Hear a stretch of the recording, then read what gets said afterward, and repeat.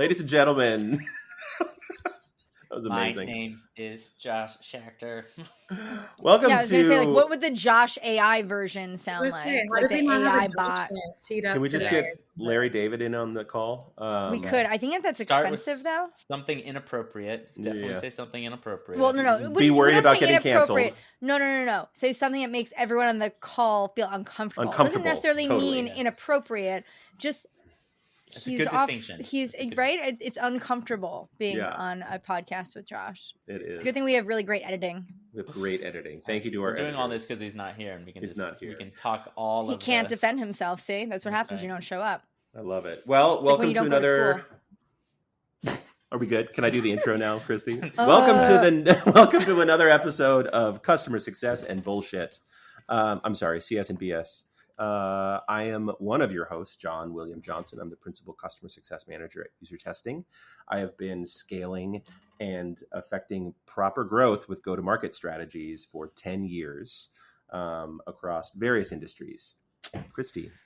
Yo, John, when did we decide that we're going to be using middle names? I mean, like, I'm here for it, but is it just because you have the J and the J? You just want to... It's called a differentiator, Kristi. He has three first names, and I don't trust him.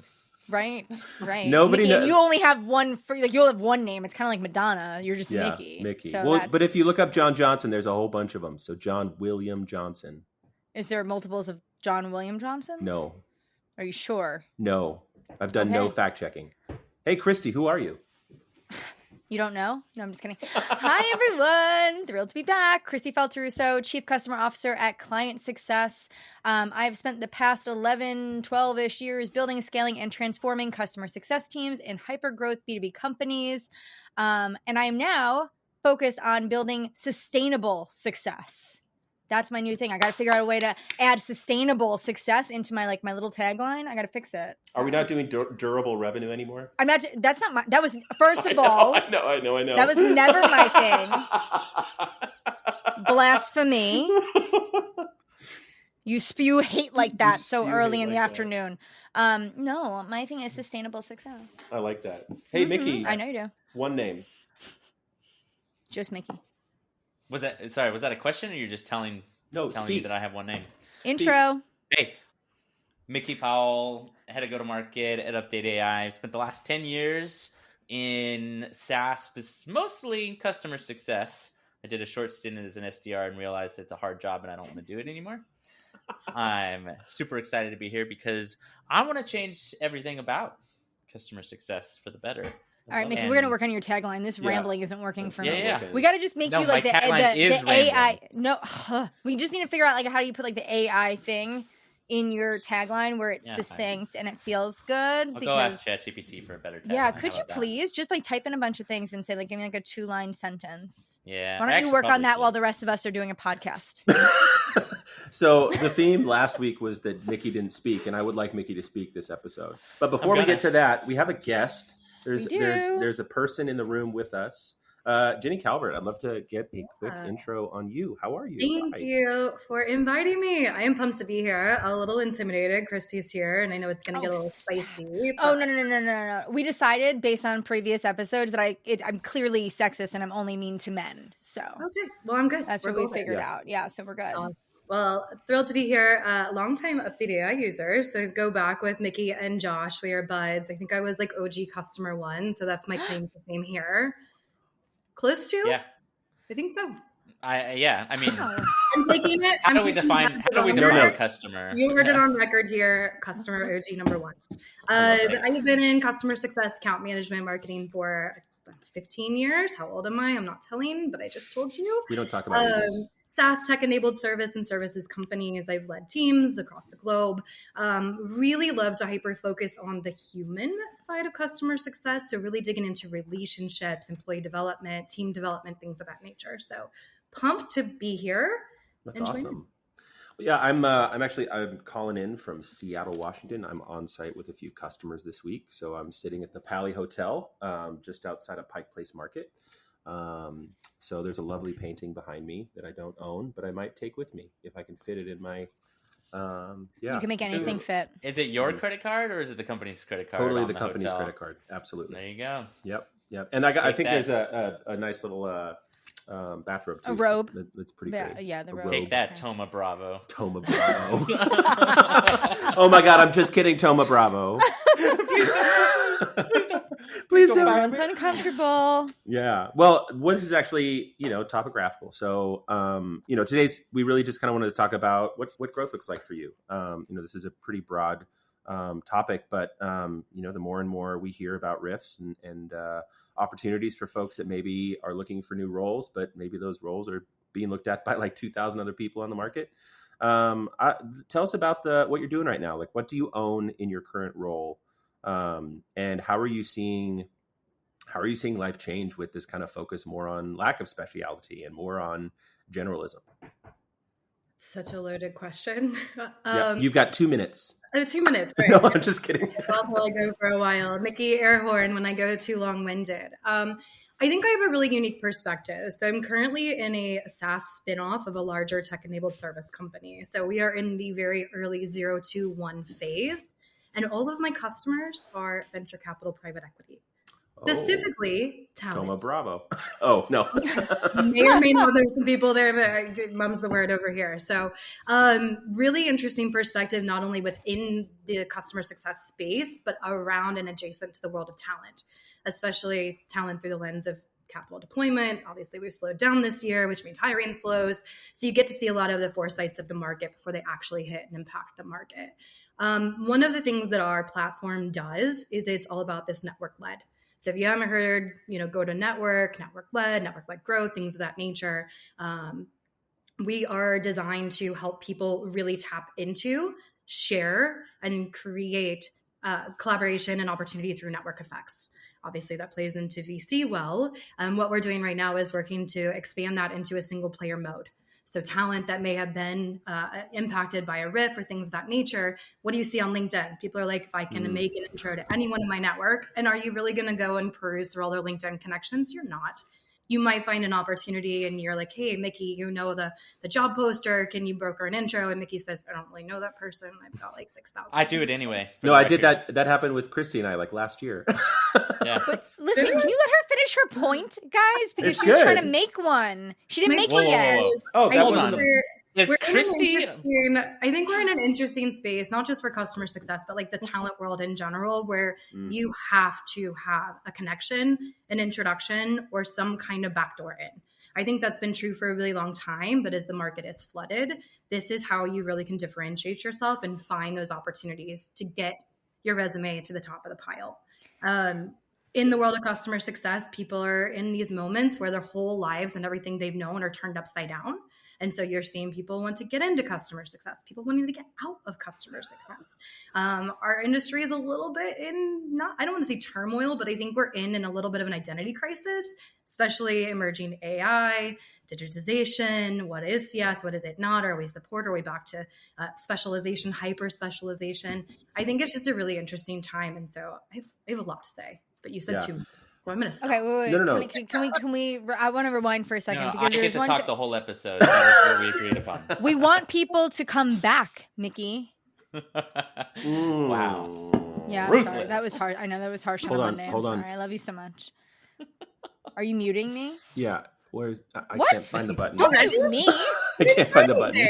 I carry the show, John. You do. Alexa, I mute don't. Kristi. Yeah. Okay, no. I have a Go question. for it, 'Cause Kristi. this is the question for all of us, actually. Now, we talked about leveraging your network and helping people and trying to help people find jobs. Can I ask you guys an honest question? And I want only honest answers. Are you going to refer somebody you don't know the quality of their work? No. Yes. No. Thank you. Okay. Mickey, really? No. I want to now, Mickey. I'm going to dig into you for a second there because I think that's interesting. But I think more often than not, you're going to hear what the rest of us said, right? Which is I can't recommend somebody for a role who I've never worked with. I don't know their work quality. Yeah. I don't know if they're a good fit just because they simply told you they are looking for work. Can I put an asterisk under what I just said? Can we dig into it? I think it's an I- important thing when we talk about the value and importance of networks and how do you leverage it to help folks. Yeah, this is actually a recent experience too. So my company was hiring for an enterprise CSM. a gentleman hit me up on LinkedIn that I didn't know, but he gave some bona fides. Hey, I've been listening to this. I saw you do this. I know a little bit about your work. I've been following you. That's nice, right? It's platitudes, and I'm grateful for people that are finding value in it. And he said, I'd love to be recommended for this job. And right off the bat, he's never been in CS, right? So like just coming out of some sales roles and like working kind of in like BDR roles, jumping into an enterprise CSM role is a pretty big leap, right? Now, I'm not saying people can't do it. It happens all of the time, but I spent a little bit of time, and I don't have a whole lot, but I did spend a little bit of time saying, hey, look, I'm happy to like introduce you to the hiring manager, but here's what they're going to ask you. And if you don't have answers for these questions, it's not worth getting on a screener because you won't make it through it. But here's some things that you can do in order to prepare yourself for that interview in the next year or two or growth, right? So I don't do that all of the time, but I get a lot of people because, we all have to be there too. When we maybe need something, we want to ask help, right? And there's a recent, interaction that I had where, looking for a recommendation or whatever it is, you got to put in the work. You got to let's get on a call. I want to ask you questions. I want to build a relationship with you. I want to spend time with you. And you can't do that at scale. You can't do that with 1,000 people on the market that are trying to find a role. And so every time we post a job, like I get a little bit nervous because I'm going to get fired. I'm in the network. I'm out in the community. So I'm a known kind of figure. I'm going to hit up John, recommend me. It's like, God, I would hate to recommend you. You get the job and then you fail 30 days into it. And then my boss is like, why did you recommend that person? You need a job. Yes, you need revenue. Yes, you need to solve all of those problems, but you also need to be successful. And if we as CSMs are not applying that same practice to the folks that we're bringing into our networks, I think we're doing a disservice to our companies and to the individuals. I'd agree. Yeah, Mickey. Because you had the only opposite opinion. I really want to hear your thoughts. And only because you raised your hand, because you know that you have to wait to be called on to speak. So it's not my job to assess if they're a good fit for the role. There is a hiring process for that. I also believe that the whole matching talent with people and jobs system is broke as fuck. Yes, agreed. We will all agree on that, I think. Mm-hmm. It is broke. Perpetuating bias, especially through network effects, is one of the counter sides of what we do that I am honestly concerned about. And so I do love the counter side of referring, recommending someone that you may not know well and getting them the door opening that they may need to perpetually just fast track and escalate their career. I mean, that's super rewarding. On the flip side, reputation. Why would you recommend this person? Right. Then it's my word at risk. And does that degrade or devalue trust that I have in my own connections and my network? So it's kind of like one of those double-edged swords. I think, Mickey, there's a valid point there. And so what does that disruption look like? And that's something that we're asking ourselves is how do we not continually just take people who have done great things and proven over and over again, get those up and comers a chance to have a conversation and, John, to your point, to win the opportunity. Yeah. So let me qualify some of this because I think there's some important distinctions that we're glossing over. Number one, what is the strength of my relationship with the person that I'm asking to take a look at this person? So if I have a relationship with them, I will tell them I'm referring this person because they asked. I don't know them. And that's me saying it's up to you to figure out if this is the right fit. And if they aren't, I'm not going to be mad. I'm not done. I'm not done. Give Mickey. Oh, he's bringing like fire today. Let's go, Mickey. Yeah.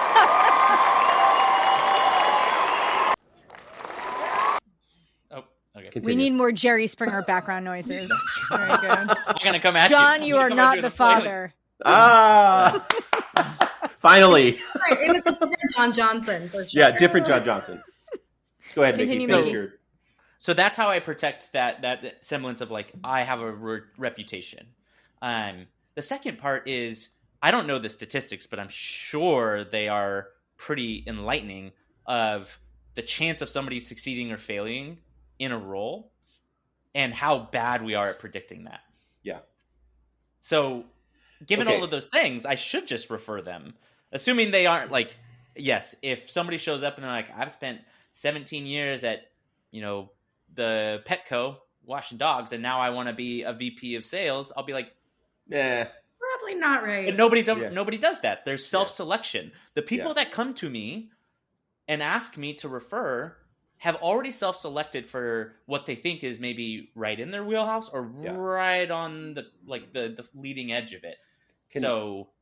I would like to add I want your question on this, your perspective on this, Jenny, because on top of, so the point of recommendations is to kind of cut through the general masses, have an intro. Obviously, you're going to, but different between referring and recommending. Right. And I think that's kind of Mickey's point here is he can refer someone. It's not necessarily a recommendation. So I think it's also important that we distinguish those two things are different. Yeah.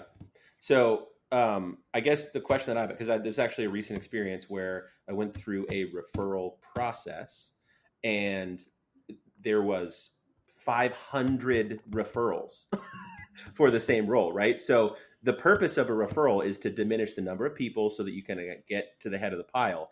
And with this model, and I don't necessarily disagree, Mickey, I think this is validation that the system is broken massively, is that now everybody is going out for a referral, and that pile is so fucking big that when I get, a rejection or whatever it is, like, hey, like I really love you for this role, but the first person that we met was a perfect match, and we can't go through 500 of these to get to you, right? And that's totally fine. But to your point of what is the purpose of these referrals or recommendations is to get to the top of the pile. And if that pile becomes the big pile, how do you get to the top of that pile, right? So we're just making more piles. We're not actually making it easier to get hired or find the right people. Yeah, I mean, I think your skill set still has to shine, but I think you don't have to be good at your job. What are you talking about? Most people aren't. I can work for you, Jon. I think the recommendation is what's important, though, right? And so, like last week, a great example had an ex-head of people who was like, "Hey, you are so great at CS and relationships. I have talent who was impacted by our riff. She wants to break into CS. Have a call." I'm like, "Of course, happy to." Helped her realize that talent acquisition is a lot like customer success in a lot of ways, right? You're mediating, playing the bridge between two different parties with common goals and ideal outcomes. Had a great chat. I can recommend her for a role that is a right fit for an early stage CSM and help broker the translation between what she's done in her career and what the role is required to do. That, I think, is powerful and can move at least to get a look, right? You're right in that at the end of the day, she has to show up and present for interviews. She has to pass any kind of, let's talk about tests and interview process later. Hopefully not, but we know that people like to do it. Anywho, that recommendation can make a huge difference on the likelihood of her even getting an initial screen. Yeah. So that I advocate for. Yeah. The flip side, where we continue to perpetuate this environment where you have to been there, done that to even get to that 500 pile. Yeah. That's a problem. I love that. That's so good. Thank you. I appreciate that. So when I was at 5 Stars, I had to hire 6 people in a hurry because we were massively expanding this onboarding customer success team. Half of the people I hired did not have traditional onboarding SaaS backgrounds. They didn't know Salesforce. And guess what? 2 of those people ended up being the best people on the team, beating out the legacy people. I love it. What were those soft intangibles, right? Because now you get into, are we hiring for aptitude and potential, or are we hiring for a bullet list on a resume of things that they've done? Yeah, I did for the former, but that's just me and how I hire. Yeah, I tried my best to look for the things underneath and just ignore the fact that they don't have Salesforce experience and they haven't worked in B2B SaaS, because those things can be taught. I can teach you how to use Salesforce. I cannot teach you to give a shit and to work hard. Well, no, I think that's the thing, is that these processes for hiring is, the interview. I was talking to a friend of mine, Mary Kate, who coaches through the Catalyst program. One of her mentees is like, I have to give a QBR on a platform that I've never used before, and it's my 10th interview in the last whatever number of weeks or however it goes, right? And it's like they expect me to be this platform expert after 2 calls when I haven't worked in 3 months. Like, what? How the hell am I supposed to do I would this, fail right? that. Same.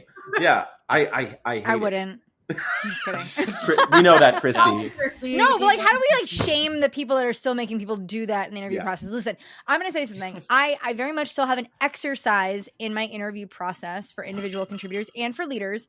But my exercise is I give you a book of business, 10 customers, a bunch of fake data, and I tell you, come back and give me your plan. If these are your 3 objectives, retention, growth, and advocacy, what's your plan? These are your customers. How are you going to tackle this? And they come back and they just present to me, and it helps me understand how they think about data, what they prioritize, what they value, what their approach is, like how they mitigate risk. That is so much more valuable than can you do a QBR for a product you don't know to an audience you have no idea? Like, can we stop setting people up to fail all the time? Please. I love your exercise. Can I do Thank it? you. I'll send it to you. I actually have no. It's $25 for you, John. But Jenny, I have it. I'll send it to you for free. John, you can go to my website, KristiFaltorusso.com, head over to templates, and you can download it. It's $25. Perfect. But Jenny, I will send that ceiling to you. I've heard so much What? about. What? Is this the glass ceiling I've heard so much about? I'm operating off of the gloss ceiling. Hell yeah. Ooh, hashtag. Yeah. That should be your own. Love that it. should be I your can't. own podcast, So in the all, gloss yeah, I wish. Yeah, so my good. girlfriend, Judy, from forever ago, who I worked together with in like 2006, she actually had a blog called The Gloss Ceiling. And it talked about her experience. She was in product and she was a woman in tech, and like talked about her barriers to entry and navigating that world, like through like Web 0.0 and all this. Anyway, I stole it is what I'm saying. So I'm not here to claim it, but I am going to use it because I think I like it. You've already given due where credit's due. Right. So I told everybody that Judy Galani thinks she remarried and has a different last name, but she came up with that. That was her blog. Anyway, I will send you guys the template. But yes, we should be doing things like that to help qualify. Mm-hmm. But like, here's another question. None of us started as customer success people, right? Like we started somewhere else and transitioned into or broke into. I never had...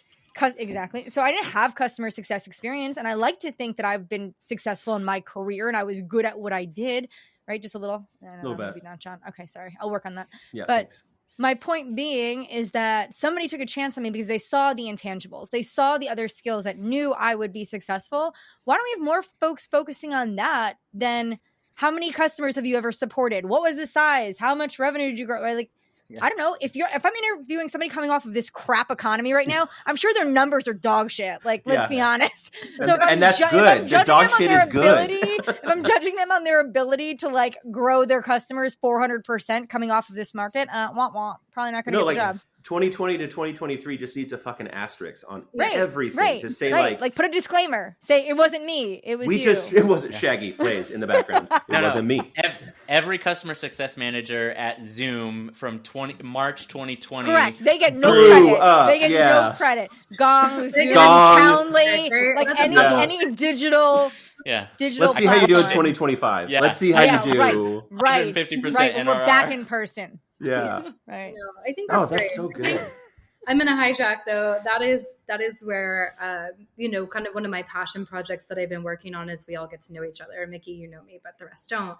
Is how do I enable early career CSMs, if you will, to understand and develop the soft skills that are required to be exceptional in customer success. And I'm talking improving their self-awareness, hacking the minds of their customers, and really understanding the intricacies of their customers' industries, their sectors, their goals, their ambitions, their motivators, the things that are hard to teach, but are worth teaching, because that is what differentiates exceptional CSMs from just another number in our CS community. I love them. They can all be here. I want them all here. I think our community is like no other, but I want to help people develop the soft skills so that they get the opportunities, like Mickey's saying, like, hey, they intrinsically have what it takes. I fundamentally believe that to be true. You can teach them a business model. You can teach them whatever else it is, but you can't teach someone empathy. You can't teach them strategy, which Kristi is what grit. You cannot teach people grit. You can't. And so I want to do a better job. All of the things that I've learned in the progression of my career through cognitive diversity, understanding how people build trust, understanding relationship building as a almost process or methodology, the same way business development is. Yeah. And so I'm working to build a course and a program and a framework that I want to open up to everyone transitioning our early career, because there isn't any training or enablement. There isn't. It doesn't exist. I feel like, I mean, even just like thinking about the interview process itself, like how do we affect that change, right? Your screener should be, can you do the job? Like basics. Yeah. I'm going to check these 10 boxes. And your next phase should be, what is your thought on engagement strategies? How do you build trust? Let's take an hour to talk about like how you build relationships over the long term with a customer that has had 10 CSMs over the last, you know, we like need 6 to months. like maybe train. We need to like equally invest in leaders who are interviewing people on how to better interview. Like, what are the questions you should be asking? How do you prepare for an interview, Mr. Leader, who shows up to an interview and never looking at a resume? JohnWJohnson.com for $25. Is it $25? Do you want to barter? Do you want to barter? I think we should broker a deal here. Trade. Mine's $26. John. Damn it! I just raised the rate. Price going up. I'll give it to 20 for 20. I'll undercut you $20. Mickey's gonna, but Mickey, you don't even have it. I'll pre-sell. He'll make it. He'll create it by the end of the podcast. Spam. It'll be up. Spam. No, So but actually, seriously, can we talk about? Hey, no. Wait, Mickey, and then you can have the floor. But seriously, like people that are interviewing, I think do a crappy job. So we sit here focusing on like how do we educate, enable, and help the interviewee, but like. I don't know. That's like, or is it the symptom? Is it the cause? Like, what are we? Why are we preparing them for this shit interview? Yeah. Change the questions, change the structure, change the readiness for those conversations. I talk to people all the time who come to interviews and say it was clear the person interviewing me didn't review my resume. They were not prepared. They did not know my background, my experiences. Shame on you. Yeah. That's bad. But bad. Where is how to interview school? Like, where do you learn to be an interviewer? Oh man. What? Well, it's probably not from everyone's HR teams. I'll tell you that much. Yeah, you fail. Yeah, you just do it poorly for like 5 to 10 years until someone shames you publicly on a podcast. I'm not like proud of this, but I always walk into interviews and I tell them like I am a poor interviewer. So like I would love to be more of an open dialogue. Let's have a conversation around, you know, what I know to be true based on paper experience, but I want to better understand the person. But I tell them point blank, I am not a great interviewer. And I think Jenny, let's just work on your interviewing then. Well, I think that breath, right? That I'm not going to hit them with 30 pre-scripted questions that may or may not be relevant to who they are and how they show up as a person. And so I've actually seen it work really well to be just like, I'm going to lower the anxiety of the room a little bit and just say like, I'm a bad interviewer. Or even those are actually like the best interviews I've had. Where like the interviewers conversational. Like, hey, like I'm not going to do this whole structured like let me and blah blah blah. Like let's have a conversation. Mm-hmm. And Jenny, I think what you're alluding to is you know probably better than most that we have so many biases that are so deep that unless we are willing to acknowledge that our perspective is totally flawed, then we can have an open conversation. I've actually I go into interviews either explicitly telling them that or just reminding myself of like, I'm going to have a bunch of preconceived notions. Yeah. I'm going to sit down and I'm going to have biases, and it's my job as best as possible to hold that in mind and have a conversation with the person to try to understand, like, do they have what it takes to be successful? Am I setting them up for success? So I start from a place of, I know it's more likely that I fuck this up than I not fuck it. Yeah. Well, but I also think we're putting a lot of onus on like people that are good at their jobs. And like, I know that there are people that are very good at their jobs, but it's the people that are good at their jobs are the ones that care about this type of experience. Jenny, you can just speak. You don't have to raise your hand. Only Mickey has to raise his hand. I'm like also the one in Zooms. Mickey, you can attest to this. I like put my hand up. And I'm like, I do too. I actually use the raise hand in Zoom, the little functionality. And I sit there passively, aggressively looking at everyone, waiting for them to acknowledge my emoji. Yes. But my hand is up. Do you see it? Yeah. And now I forgot. So just keep going. Okay. No, but I think I do think this is where the BS gets in the way.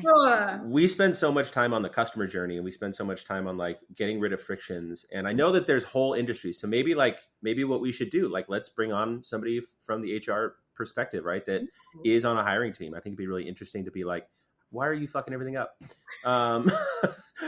Or like, how do you think about these things, right? It's a perspective shift, because there's inherent biases in the fact that I am not on the resource or the recruiting team, right? That's just not something that I've done, but I've got a lot of opinions and complaints about the people that are coming through.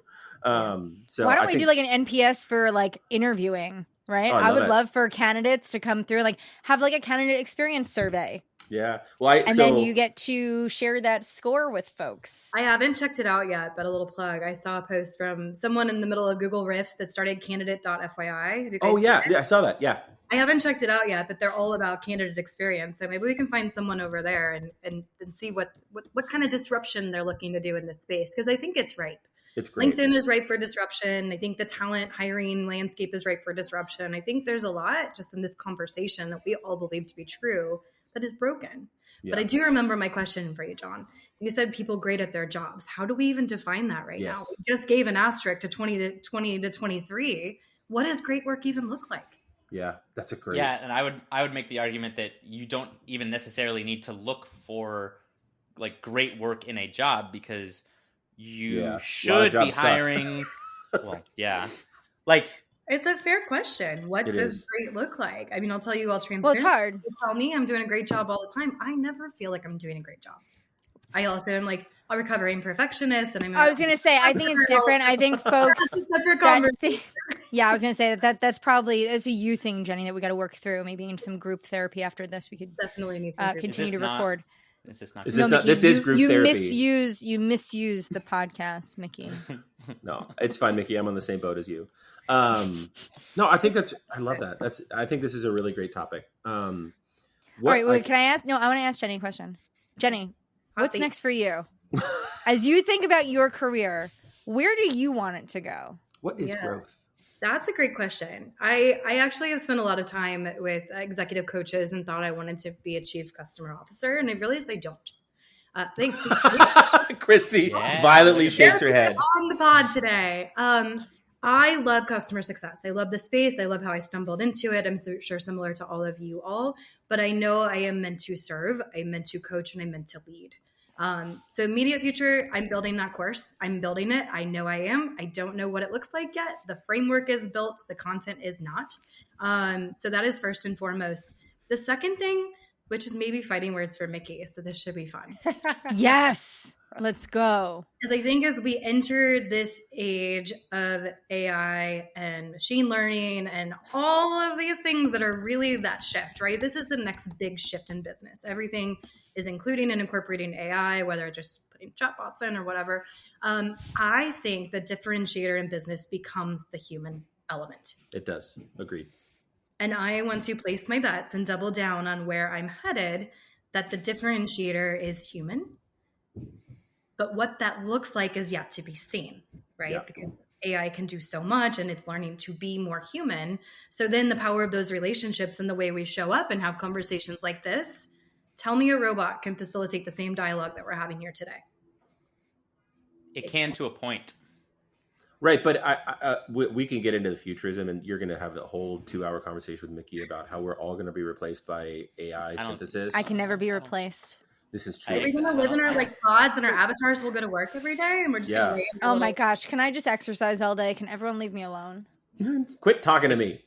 Kristi, if you were just like a celebrity, like movie star, you just do one movie a year and then you just work out the rest of the time. Yeah. Well, that's kind of why I do this podcast, in hopes that somebody will listen, think that I'm amazing, put you on Real Housewives of New Jersey. Real Housewives of Long Island. I'm not on New Jersey. Whatever. Please same stop. thing. No, it's not. Oh my gosh, it's so different. I know. It is so different. I mean, it'd be equally it's trashy, fun to get but you fired different. up. I know, but can you guys stop? I'm not from Jersey. Okay, but a complete offense to everyone who lives there. Speaking of celebrity, I'm going to do just like a quick pivot here for a second. But Kristi, you're coming up on a level of celebrity status, aren't you? Hey. You're about to hit 40,000. 40,000 followers on LinkedIn. Which every time I think that's impressive, I go watch, like I'm like following somebody else who's got like a million. 500,000. And I'm like, oh, that's cool. Yeah. I blame our industry. Customer success isn't big enough yet. Yeah, it's not sexy enough. We'll get there. No, I think it's totally sexy. I mean, I'm bringing the sexy back. John, are you not? Fair. I have not been able it's to already bring been sexy run. for Well, I mean, I think decade. that aren't they doing a reunion tour or something? Didn't they just release a song? They are. They just had a new song for Trolls. Yeah. I thought you were all about sustainable success. Now it's you're right. Sexy? You're right. Just durable. Well, sexy. No, we're not using adorable. No, durable. I'm gonna add a sound effect of Plus Nick I Mehta like the saying S. durable Like growth. I like the alliteration. Can you please stop? I like the alliteration on sustainable success. I think I like the S. It I is. think it's better. Yeah. The SS and durable. Yeah. Like SS Kristi. No. Hey, there we go. SS Camaro. I'm not ashamed to admit it makes me think of a car. But hey, it's like fast and awesome and super cool. See? Fast and awesome. We don't need to go there, Mickey. No, I'm not going. Yeah. Sorry. I'm not going to like the Gestapo. So I actually, to AI and like kind of to bring this whole conversation to a new your topic. Place. Yes.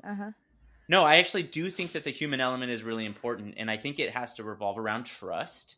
And, I was at the Churn Zero conference last week, and there was a discussion around this. And the whole the debate plays. Yeah, was it a discussion? Wasn't it a debate? The one that Miranda was on, right? Ooh. Yes. So, and kudos to them. I heckled them from the back pretty hard.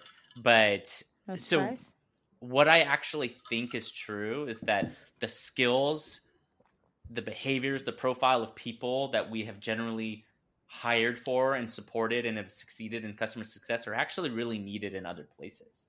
So I actually think that we're going to see an AI supported spread of the things that we do. Yeah. The foundational task. Yeah.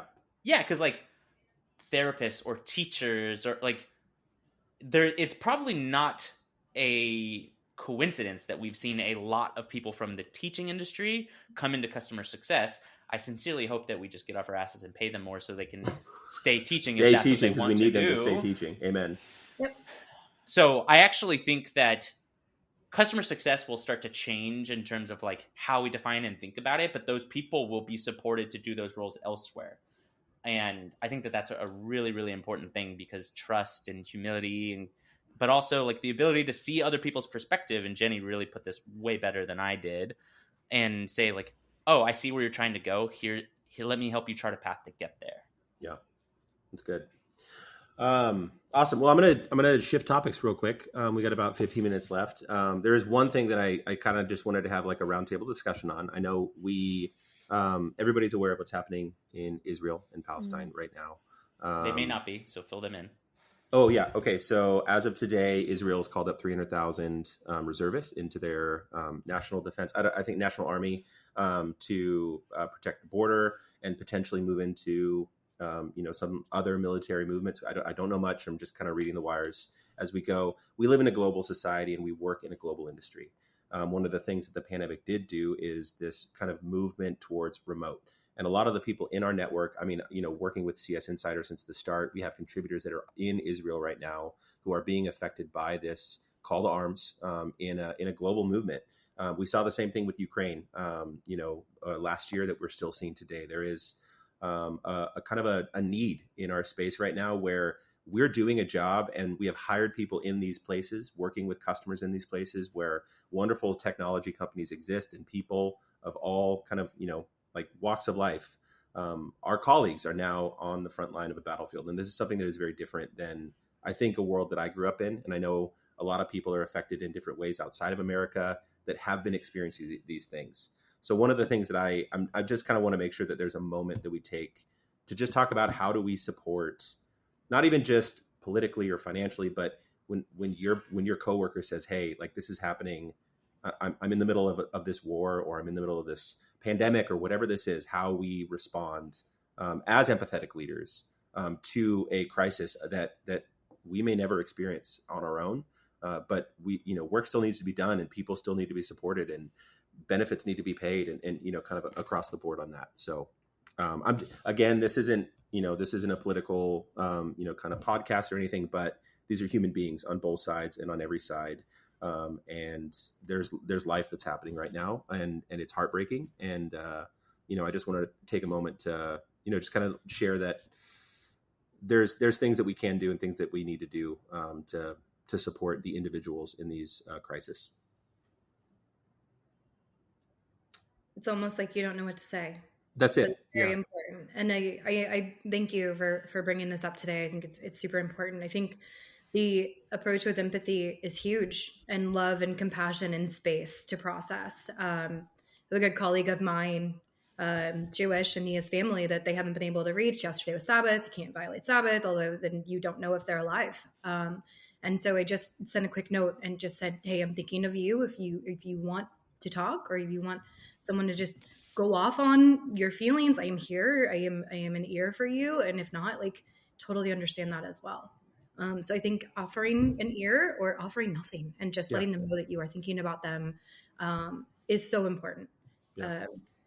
Because it's going to get harder before it gets easier. And just because I know we obviously have people in Israel right now, I will tell you there are plenty of colleagues and people domestically that have family. You know, it is a close-knit, close family. Even if they're here stateside, they most likely have family that they don't know the status of or if they're alive right now. Yeah. I worked at CSMs for a while, and they are an Israeli-based company, and so I led teams over in Tel Aviv, and that was one of the first things I did this morning was like WhatsApp everybody who I'd worked with previously to just check in and let them know that I was thinking of them, sending prayers. I don't think there's much to do beyond that, but I do just want them to know that I am thinking of them, I am praying for them. It's heavy. It's, a lot of them shared stories and videos and content with me via WhatsApp, and it's a lot to process. So to your point of just offering space and just recognizing that everyone is going to navigate this differently. But one thing I think that we should also, I think for me personally, in a time where I feel like the US has felt very divided over the past couple of years, we don't express enough gratitude for the fact that we may never experience these types of things that are seen around the world. Yeah. Right. And it's something special and unique about our country that most countries do not have. This is a luxury. Yeah. Right. And I think sometimes it's easy for us to identify all the things that are wrong with our country and all the politicians or this or that and have all these feelings about things. We miss this bigger point of the fact that we are this United Nations and we are a force and we are safe. Right. And that's a privilege every day that we should all be thankful for. Yeah. When I think there's a lot of opportunity, especially in America, and I spend a lot of time on podcasts where we want to solution these things, right? And I think it's really easy to get desensitized, especially with the last few years, with the pandemic and then, the American political system these last few years and Ukraine and Russia and what's happening in South Sudan and what's happening to the Uyghurs and what's happening to so many people across the world. I carry a very heavy heart, and it's emotional to think about.